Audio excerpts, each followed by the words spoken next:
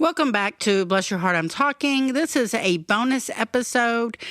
This is your host, Zeta, and this is not what the type of content I normally do. And if you do not care for cowboy poetry, this will not be the episode for you. So please feel free to click on the previous episode or any previous episode and check those out if it's your first time listening and you don't want to start with cowboy poetry, because that's what we're doing on this bonus episode. For those of you that just started listening and may not know this and follow me, I do a little bit of cowboy poetry on the side, event-wise. And the last time I did a poetry event, I decided to write like stories, make the poems actual stories of my family, my now past family, my like long time ago past family, and some of my current family. And basically everything is kind of like imagine a poetry rock opera. That's what we got on our hands. It's all one big story about my family. So I thought I'd read a little bit of them here for y'all, and I will probably do another episode with some of them because it's probably a little too much for you reading all of them to y'all.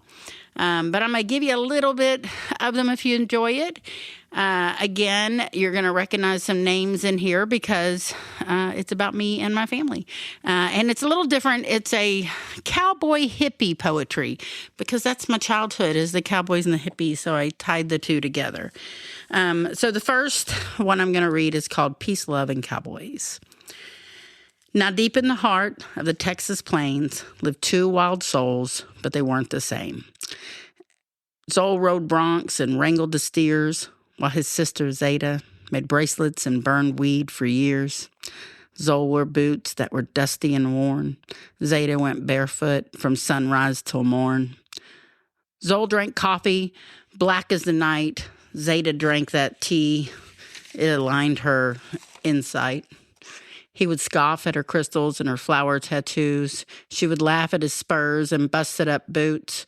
When Zoll went to rodeos, spurs on his heels, Zeta was dancing, naked in bluebonnet fields. He'd lasso a calf while the cows cheered and rose. She'd sit in a circle and smoke one she rolled. Though cowboy and hippie, as different as day, they were family first, come what may. So out in the hills where the longhorns roam, you'll find this odd pair in the hill country homes. One with his lasso, one with her beads, both wild at heart, just planting their seeds. So that was obviously about my brother and I. The next one is also about my brother, and it's called Dime Bag Cowboy. And if you are a longtime listener, you know the story of Zoll and the dime bag. So here we go. My brother was a dime bag cowboy. Yes, y'all heard that right. We all have heard of dime store cowboys, but that name just didn't fit this old cowboy just right.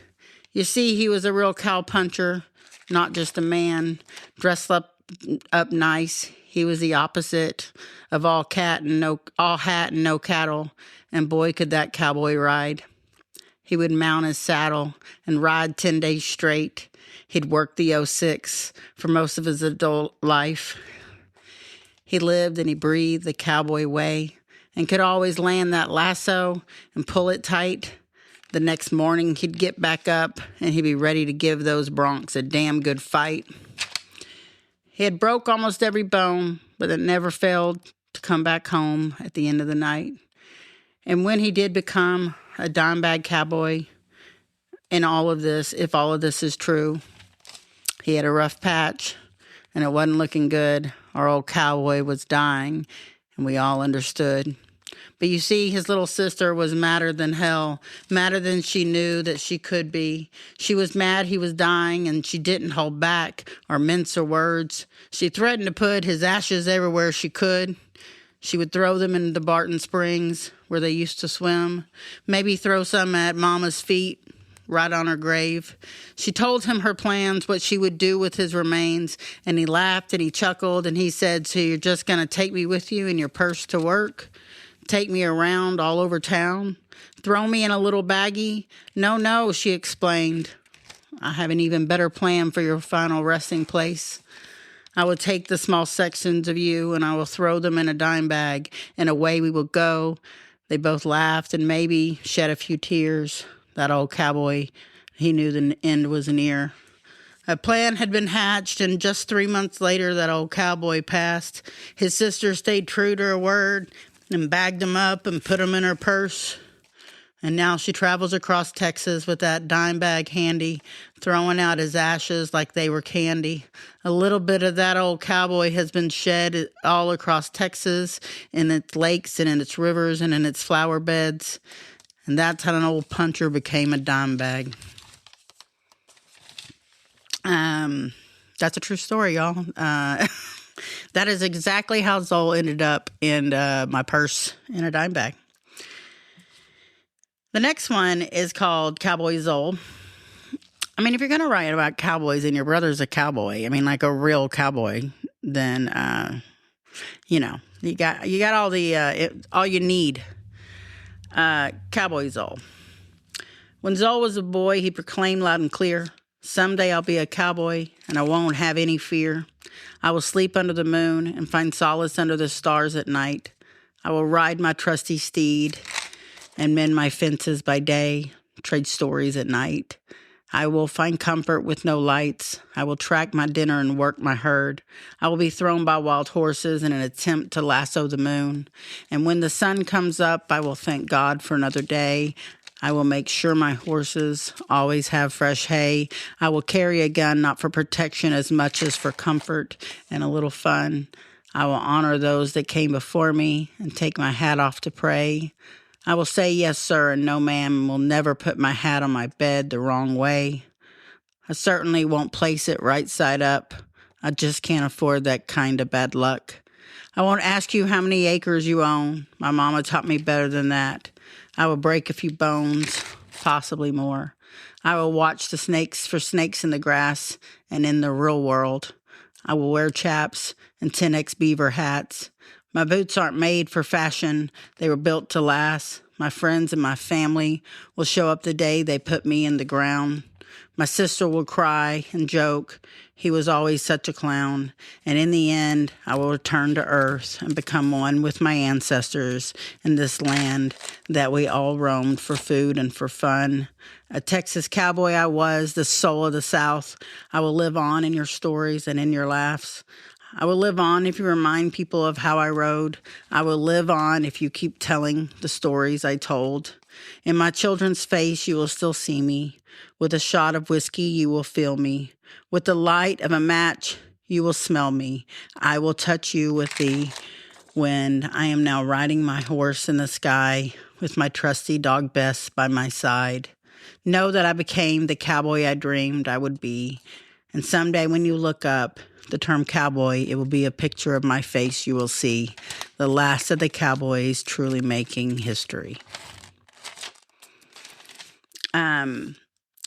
So my brother really loved his dog Bess, and his dog Bess passed probably 8 years before he did. And when he got divorced from his first wife, that dog was his ride or die and got him through it. And so I wrote a story about old Bess. She was a cow dog for someone that wants to imagine. Out on the range where the buffalo roam, there is a legend about a dog that made Texas her home. Not just any pup, but the finest no less.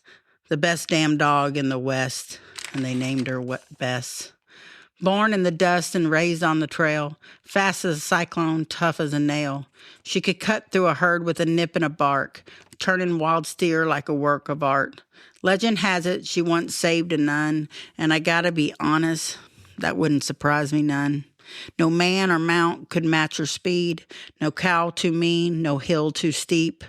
With fire in her eyes and grit in her soul, she ran the '06 with the iron fist of control. Through storms and sun, through thick and through thin, Bess never backed down, and she never gave in. She worked till dusk and then by fire, slept with the cowboys, their one and their squire. And when time took Bess, the prairie cried, and cowhands bowed with hats held high. For legends don't fade and heroes don't rest, and the Texas cowboys still sing of the best damn cow dog named Bess. I hope I'm not reading these too quick. The next one is about my sister-in-law, Bonnie, and you will hear me talk about Bonnie often. And Bonnie's first name, her middle name is Bonner. So she's named after William H. Bonner, Billy the Kid. And that's legit who she's named after. And but we call her Bonnie. And I think the world of her. And she is one of a kind, I'm sure you've heard me say. So I wrote a poem about her, and it is called Bonner Blue. Born of the land, fierce and free, a shadow that runs where the coyote should be. Named for an outlaw legend and raised just the same. Bonner Blue, oh, how they whisper her name.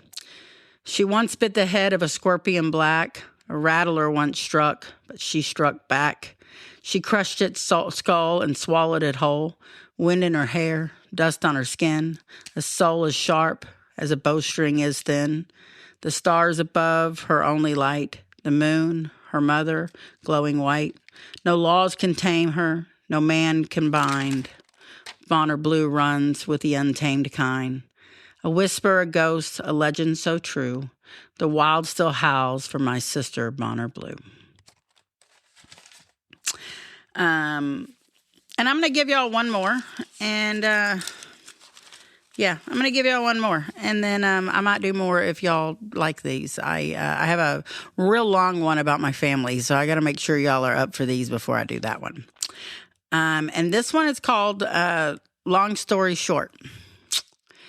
When Mr. Jinx wrote a song, he painted it right. Just imagine the hippies and the cowboys. That was a sight. The song hits me different because it was my real life. My dad was a hippie and my mom was his wife. She was the child of a rancher, a tall hat and tall boots. He carried a rope and he sure could shoot. He tended the land, he wrestled the cattle. He was a fifth-generation rancher and was pretty damn good in the saddle. My dad, let's just say, he was a real scandal, long hair and a big beard, and his laugh as loud as he lived. And he smelled of weed and beer, and that shocked the old rancher, but my mama had to have him. He told stories of old Mexico and the many women that helped him sow his wild oats. My brother and I lived a very mixed life. We might be riding horses by day and skinny dipping by night. We were taught to respect the land and not worry about the shoes. We made mud pies and sometimes had to go without food. The last of the children truly raised by the hippies. Oh, Mom and Dad split in their 20s. We lived on communes and traveled plenty. We didn't have much, and we were born in Austin during the age of the Aquarius. We rode our bikes down 6th Street and swam in Hippie Hollow.